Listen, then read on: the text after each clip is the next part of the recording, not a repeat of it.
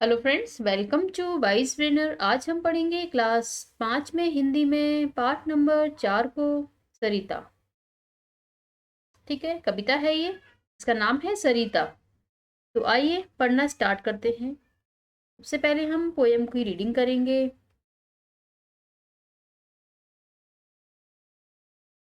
यह लघु सरिता का बहता जल, कितना शीतल कितना निर्मल। हिम गिर के हिम से निकल निकल, यह बिमल दूध सा हिम का जल। कर कर निनाद कर कर छल छल, तन का चंचल मन का बहबल। यह लघु सरिता का बहता जल। ऊंचे शिखरों से उतर उतर, गिर गिर गिर की चट्टानों पर। कंकड़ कंकड़ पैदल चलकर, दिन भर रजनी भर जीवन भर। धोता बसुधा का अंत स्थल, यह लघु सरिता का बहता जल। हिम के पत्थर से वे पिघल पिघल, बन गए धरा का बार बिमल। पाता जिससे पथिक बिकल, पी पी कर अंजलि भर मृदु जल। नित्य जल कर भी कितना शीतल, यह लघु सरिता का बहता जल। कितना कोमल कितना वत्सल, रे जननी का वह अंतस्थल। जिसका ये शीतल करुणा जल, बहता रहता युग युग अविरल। गंगा यमुना सरयू निर्मल, यह लघु सरिता का बहता जल। तो गोपाल सिंह नेपाली ने लिखी है ये कविता।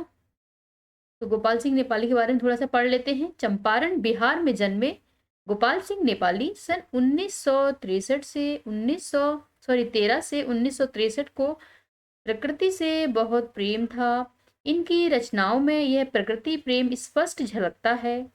उमंग, पंछी, नीलिमा, सावन आदि इनकी प्रमुख रचनाएं हैं। तो अब इनका पद्यांश का शब्दार्थ देख लेते हैं। यह लघु सरिता डैश डैश का बहता जल। तो संदर्भ है, यह पद्यांश हमारी पाठ्य पुस्तक कलिरव के सरिता नामक पाठ से लिया गया है। इसके रचयिता गोपाल सिंह नेपाली हैं। प्रसंग में क्या लिखेंगे? इस कविता में कवि ने नदी की विशेषताओं का वर्णन किया है। भावार्थ देखेंगे। कवि कहता है कि इस छोटी नदी का बहता हुआ जल बहुत अधिक ठंडा और स्वच्छ है। हिमालय से बहकर आने वाला यह पानी दूध जैसा स्वच्छ निर्मल है। यह जल कल कल की ध्वनि में गान करते हुए मानो शरीर की चंचलता और मन की लगन प्रदर्शित करता हो, ऐसा है इस छोटी नदी का प्रवाहित होता हुआ जल।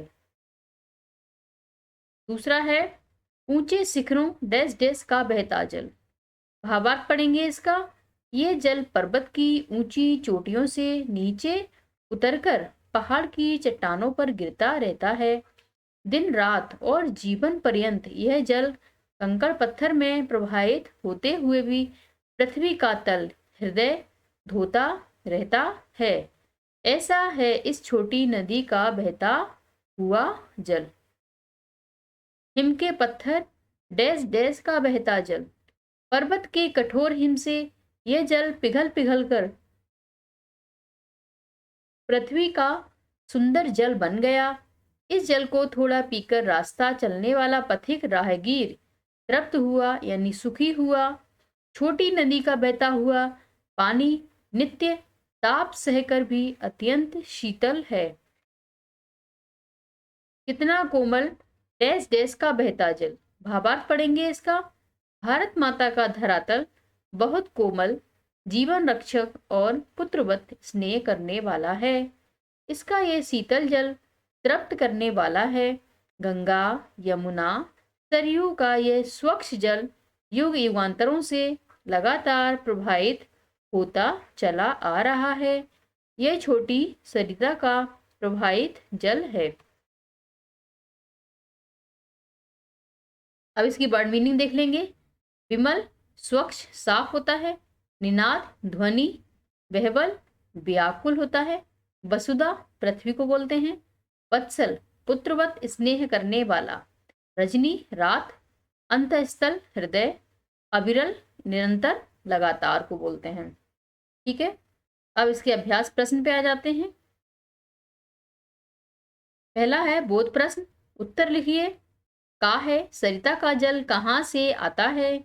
उत्तर लिखेंगे सरिता का जल पर्वत की ऊंची बर्फीली चोटियों से आता है। ठीक है। क्वेश्चन नंबर दूसरे, पहले का खा है सरिता का जल दिन रात बहते हुए कौन सा कार्य करता है? तो उत्तर लिखेंगे सरिता का जल दिन रात बहते हुए पृथ्वी के धरातल को धोता रहता है। ठीक है, तो ये आंसर होगा इसका। वीडियो अगर पसंद आ रहा हो तो इसे सब्सक्राइब भी कर लें और लाइक भी कर दें। पहले का खा गा है पथिक सरिता के जल से किस प्रकार सुख पाता है? उत्तर लिखेंगे पथिक सरिता का थोड़ा सा शीतल जल पीकर ही तृप्ति पा जाता है, यानी कि सुखी होता है। गा है कवि ने जननी के अंतस्थल को कोमल क्यों कहा है? धरती के भीतरी भाग हृदय में जल के अजस्त्र स्रोत बहते हैं, अतः कवि ने जननी यानी धरती को कोमल कहा है। यह है सरिता के जल को तन का चंचल क्यों कहा गया है? उत्तर है सरिता के जल को तन का चंचल इसलिए कहा गया है क्योंकि इसमें चंचलता है।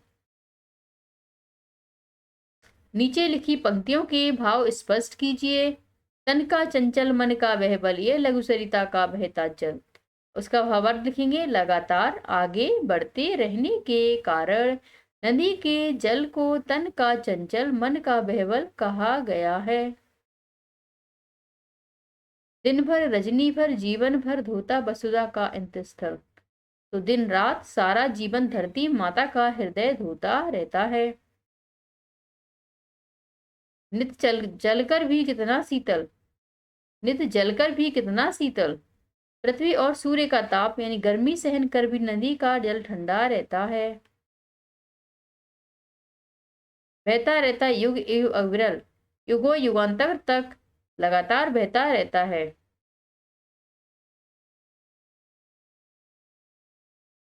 अब हम आ गए प्रश्न नंबर 3 पे। सोच विचार बताइए क्या कारण है नदियों का जल उद्गम स्थल पर शुद्ध होता है जो आगे चलकर प्रदूषित हो जाता है?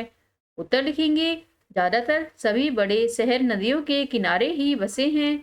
शहर का सारा गंदा पानी नालों से होकर नदियों में ही गिरता है। यही कारण है कि नदियों का पानी प्रदूषित हो जाता है। भाषा के रंग कल कल छल छल समान ध्वनि के शब्द हैं जिनका एक साथ दोहरा प्रयोग हुआ है। इसमें भाषा में सुंदरता बड़ी है। कविता में आए इस प्रकार के अन्य शब्द लिखिए। तो लिखेंगे दिन भर, रजनी भर, जीवन भर, उतर उतर, गिर गिर, कंकड़ कंकड़, पिघल पिघल और युग युग। ठीक है, इस तरह हो जाएगा।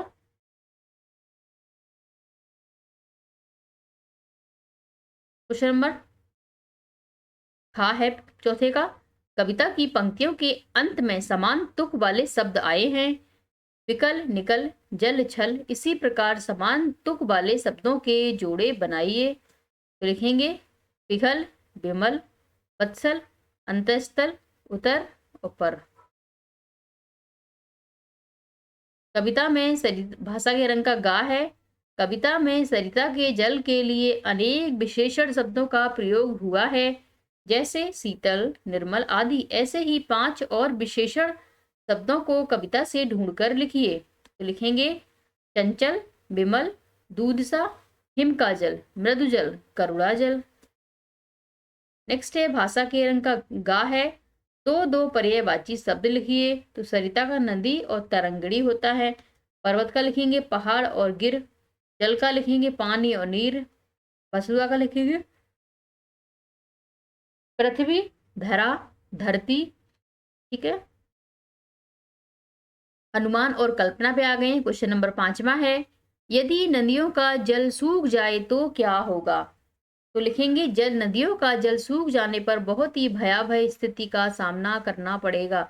हमारे देश के कुछ शहर नदियों के जल से पीने का पानी प्राप्त करते हैं वहां जनजीवन अस्त व्यस्त हो जाएगा। उसी प्रकार सभी जंगली जानवरों, झीलों और नदियों के पानी से प्यास बुझाते हैं। नदियों के सूख जाने पर उनके जीवन पर संकट आ जाएगा। तुम्हारी कलम से। जल ही जीवन है, इस कथन के संबंध में अपने विचारों में 10 पंक्तियों में लिखिए। तो प्यारे बच्चे, विद्यार्थी स्वयं अपना अनुभव लिखें, यानी आपको स्वयं लिखना है। क्वेश्चन नंबर 7 है, अब करने की बारी। कविता का अभ्यास कर पूर्ण प्रभावपूर्ण ढंग से कक्षा में सुनाइए। पहाड़ से निकलती हुई नदी का चित्र बनाइए। अपने क्षेत्र में बहने वाली नदियों के नाम लिखिए। तो लिखेंगे, उपरोक्त सभी प्रश्नों का उत्तर छात्र स्वयं लिखेंगे, क्योंकि ये आपको अब करने की बारी है, इसलिए आपको खुद से करना है मेरे प्यारे बच्चों। पहाड़ से निकलती हुई नदी का चित्र बना लेंगे। अपने क्षेत्र में बहने वाली किसी नदी के नाम लिखेंगे। कविता का अभ्यास कर प्रभावपूर्ण ढंग से क्लास में सुनाएंगे। ठीक है प्यारे बच्चों, क्लियर हुआ होगा। वीडियो यहीं पर एंड होता है। वीडियो अच्छा लगा हो तो लाइक कर दें और चैनल को सब्सक्राइब भी कर लें।